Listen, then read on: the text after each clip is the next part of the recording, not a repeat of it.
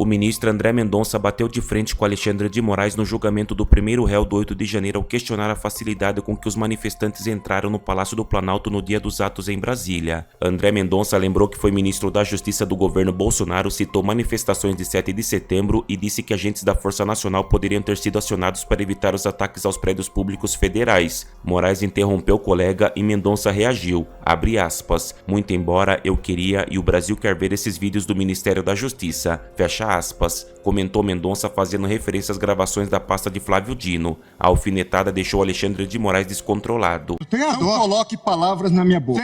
Não coloque palavras na minha boca. Não coloque palavras na minha boca. Tenha dó, Vossa Excelência. Ele pode e deve com conter. todo respeito, Vossa Excelência, querer falar que a culpa do 8 de janeiro foi do ministro da Justiça. Vossa Excelência que está dizendo isso. É um absurdo. Vossa Excelência que está dizendo isso. 5 comandantes estão presos. Muito embora eu queria e o Brasil quer ver esses vídeos do Ministério da Justiça. E, ministro Alexandre, eu não prejulgo ninguém, mas também não isento. Seja de um lado, seja de outro. Nem eu, ministro André. É isso. Tanto que todos estão sendo investigados. Absolutamente todos estão sendo investigados. Eu digo isso porque Vossa Excelência fez uma referência a mim que reputo extremamente injusta. Então, se Vossa Excelência se sentir ofendido, eu retiro a referência. Eu agradeço. Há dúvida razoável sobre como é que esse grupo entra com a facilidade como entrou, não digo no Supremo, eu não digo nem no Congresso, dentro do Palácio do Planalto. Não. Há muitas perguntas sem resposta, ministro Gilmar. Não, eu digo é só para colocar. Agora, eu estou tentando me deter no caso concreto. Não, sim. Porque, vamos lá, eu fui ministro da Justiça. E o senhor também trabalhou no Palácio do Planalto, na subchefia de assuntos jurídicos. Em todos esses movimentos de 7 de setembro, como ministro da Justiça, eu estava de plantão com uma equipe à disposição, seja no Ministério da Justiça, seja com policiais da Força Nacional que chegariam aqui em alguns minutos para impedir o que aconteceu. Eu não consigo entender, e também carece de resposta, como que o Palácio do Planalto foi invadido da forma como foi invadido. Vossa Excelência sabe o rigor de vigilância e cuidado que deve haver lá. O fato é o seguinte, eu não vou entrar nesse mérito hoje. Acho que não nos cabe, pelo menos da minha parte, não é intenção entrar nesse mérito hoje. A minha intenção é avaliar a conduta do senhor Aécio Lúcio Costa Pereira. Ministro André, se me permite, já que Vossa Excelência entrou, nesse caso, as investigações demonstram claramente o porquê houve essa facilidade. 5 coronéis comandantes da PM estão presos, exatamente porque desde o final das eleições se comunicavam por zap, dizendo exatamente que iriam preparar uma forma de, havendo manifestação, a polícia militar não reagir. Então, claramente, a polícia militar, eu também fui ministro da Justiça e sabemos nós dois, que o ministro da Justiça não pode utilizar a Força Nacional se não houver autorização do governo, do Distrito Federal, porque isso fere o princípio federal. Não em relação aos prédios federais. Não em relação à Praça dos Três Poderes. Mas em relação às edificações federais, ele pode e deve com todo respeito, Vossa Excelência, querer falar que a culpa do 8 de janeiro foi do ministro da Justiça. Vossa Excelência que está dizendo isso. É um absurdo. Vossa Excelência que está dizendo isso. 5 comandantes estão presos. Muito embora eu queria e o Brasil quer ver esses vídeos do Ministério da Justiça. O ex-ministro da Justiça, que sucedeu Vossa Excelência, fugiu para os Estados Unidos, Eu sou advogado de ninguém e jogou o celular dele no lixo. Eu não sou advogado e foi preso. E agora Vossa Excelência Vossa Excelência vem no plenário do Supremo Tribunal Federal, que foi destruído, para dizer que houve uma conspiração do governo contra o próprio governo. Tenha dó. Não coloque palavras na minha boca. Tenha dó. Não coloque palavras na minha boca. Não coloque palavras na minha boca. Tenha dó, Vossa Excelência. A Polícia Rodoviária Federal tinha condições de evitar a chegada. Dia 6, dia 5, dia 7, não sei. Não foi feito. toda a construção é de que era uma tragédia anunciada. Agora, houve, eu vou usar a expressão, falhas sistêmicas, desde esse ponto. O que houve, não tenho dúvidas, falhas, eu vou usar a expressão falhas porque não estamos julgando essas pessoas, sistêmicas na Polícia Militar do Distrito Federal. Mas também há dúvida razoável sobre como é que esse grupo entra com a facilidade como entrou, não digo no Supremo, eu não digo nem no Congresso, dentro do Palácio do Planalto. É inconcebível. Onde estava todo o efetivo da Força Nacional? Eu não tenho. Hoje o Brasil não sabe. Eu me lembro naquele contexto em que havia o inquérito, ainda há o inquérito, em relação à reunião que o ex-presidente Bolsonaro teve com os ministros, e essa reunião foi gravada, e havia toda uma discussão sobre, a partir de uma determinação do ministro Celso de Mello, para se entregar aquele vídeo, aquela fita, e toda a atuação, tanto minha como do ministro Levi, à época advogado-geral, nós temos que entregar independente do que contenha. Independente do que contenha. E foi entregue. Agora, chama a atenção o Ministério da Justiça não disponibilizar ou não ter os vídeos correspondentes.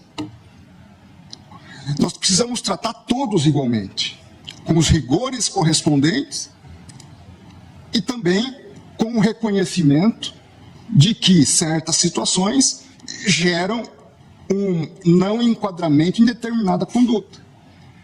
Em relação a esse réu, não vejo na atitude dele um ato idôneo de golpe de Estado. Vimos, eu e meu gabinete, mais de 1 hora de vídeo dele transitando pelo Senado Federal. Não vi. Ele se apresenta na presidência do Senado, mas não há um ato de instituição específico. Veja, eu não estou absolvendo ele, estou condenando ele em tudo, em tudo. Uma pena somada, já antecipando aqui, que vai chegar a 8 anos. Estou longe de ser leniente, mas também não serei, na minha visão, injusto em tipificar alguém por uma conduta que entendo que ele, seja por questões pontuais, seja por uma questão, e aí é uma questão teórica mesmo, de condutas, se elas se absorvem ou não de direito penal, não vejo justificativa suficiente para condená-lo. Ora, mas se eu condenar só em um crime, vamos por hipótese, a pena é menor. Não sei, porque nós temos como modular a pena dentro do mínimo e máximo que o Código Penal nos oferece. A questão não é essa. A questão é, houve por parte de Aécio uma tentativa idônea de golpe de Estado? Entendo que não. E entendo que todo golpe de Estado pressupõe ato antidemocrático. Razão pela qual há uma conjunção, um absorve o outro. É uma questão de dogmática de ciência do direito penal, que pode não ser a opinião da maioria do colegiado, pode. Furto, subtração de coisa alheia. Também é crime praticar violência e grave ameaça gratuita contra outra pessoa. O que é o roubo? É a soma da subtração com a grave ameaça. Há uma absorção. O direito penal trabalha isso constantemente. É que nós somos automaticamente, trabalhamos nisso num viés automático e não nos damos conta disso. Tive sérias dúvidas sobre a questão do dano e a questão do Código Penal e a questão do crime contra o patrimônio cultural. Veja o tipo do Código Penal do dano, a conduta, os verbos: destruir, inutilizar ou deteriorar. a conduta do crime contra o patrimônio cultural: destruir, inutilizar ou deteriorar. Os mesmos verbos. Também não é simples.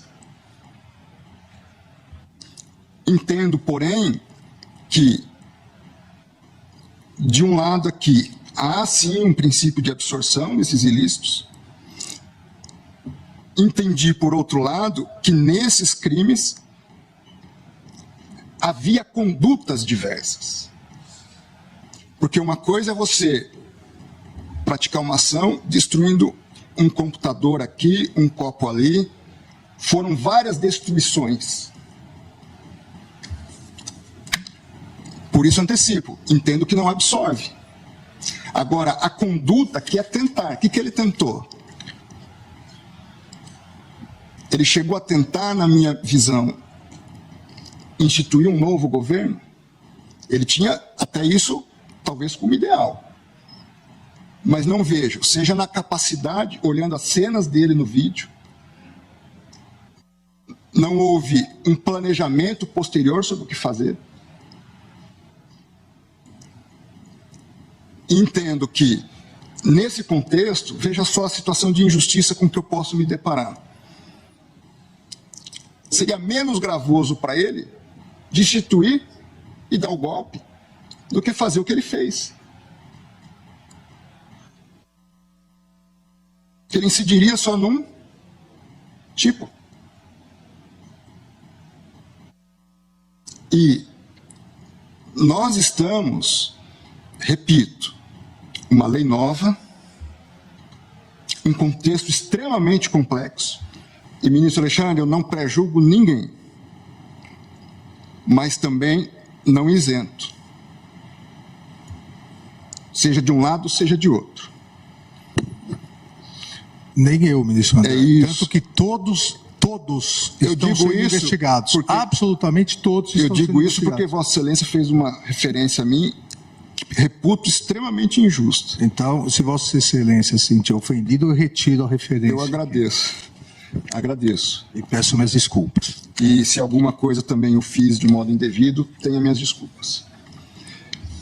O que eu quero dizer é que nós estamos participando de um julgamento que ele vai nortear. Eu sei que tem todo esse contexto específico e é fato e tem que ser considerado. Mas a probabilidade do Supremo Tribunal Federal decidir originariamente, novamente, um caso de manifestações violentas é muito raro. Seja em Brasília, seja fora de Brasília. A tendência é que esses julgamentos ocorram em primeiro grau e sigam os recursos correspondentes. E nós estamos balizando uma jurisprudência que vai servir de parâmetro para todas as outras manifestações, queiramos nós ou não, que isso não vai depender de nós. E ao mesmo tempo que penso não devemos ser lenientes, também penso que não devemos ir além do que o marco legal nos permite, logicamente, com a devida vênia, dentro da minha respectiva limitação e interpretação. Não sou dono da verdade também, não. Eu vou, então, trago aqui os fundamentos para a condenação nos crimes de dano e de